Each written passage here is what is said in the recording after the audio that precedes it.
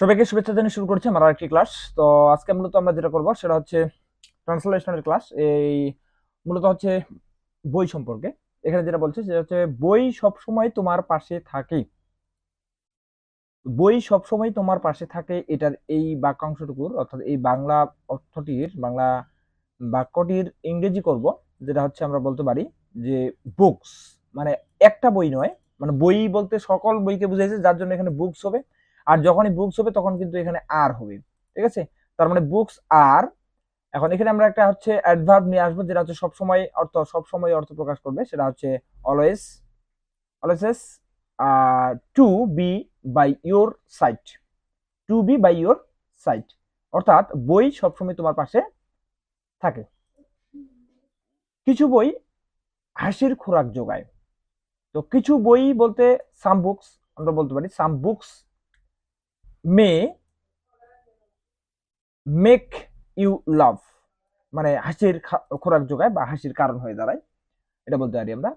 আবার কিছু বই অনাবিল আনন্দ দেয়, কিছু বই জ্ঞান এবং নতুন নতুন ধারণা দিয়ে থাকে। সেটা সব আমরা মানে একসাথে ইংরেজি করতে পারবো। যেটা বলছে সাম বুকস আদার মে, মানে সাম আদার মে, এখানে সাম বুক, বারবার সাম বুক বলার দরকার নেই। সাম আদার্স মে গিভ ইউ, তোমাকে দিয়ে থাকে মাস প্লেজার, মানে প্রচুর আনন্দ। ঠিক আছে, অনাবিল আনন্দ, মাস প্লেজার। এন্ড এবং হচ্ছে আদার, আদার আরো gain, again give you, again give you মানে দিয়ে থাকে, আবার দিয়ে থাকে, সেটা হচ্ছে নলেজ। নলেজ মানে জানি আমরা জ্ঞান। এবং শেষে বলা হয়েছে যে নিউ আইডিয়া, বা আমরা শেষে বলতে পারি এন্ড নলেজ এন্ড নিউ, মানে আমরা বলতে পারি গিভ ইউ নিউ আইডিয়াস। মানে এই গিভ ইউটা মাঝখানে বলা হয়েছে, তারপরে বলা হয়েছে যে জ্ঞান দেয়, নলেজ দেয়, এন্ড হচ্ছে নিউ আইডিয়া।